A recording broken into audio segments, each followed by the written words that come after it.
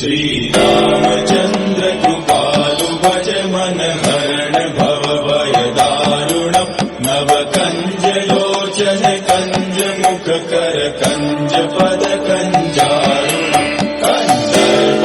गणित अमित छवि नव नील नीरद सुन्दरम् पटपीत मानव तडित रुचि सुचि नौमि जनक सुतावरम् शिरमुकुट कुण्डल तिलक चारु उदार अंग विभूषणम् आजानुभुज शर चाप धर संग्राम जित कर दूषणम् भज दीन बन्धु दिनेश दानव दैत्य वंश निकन्दनम् रघुनन्द आनन्द कन्द कौशल चन्द दशरथ नन्दनम् इति वदति तुलसीदास शङ्कर शेष मुनिवन रञ्जनम् मम हृदय कञ्ज निवास कुरु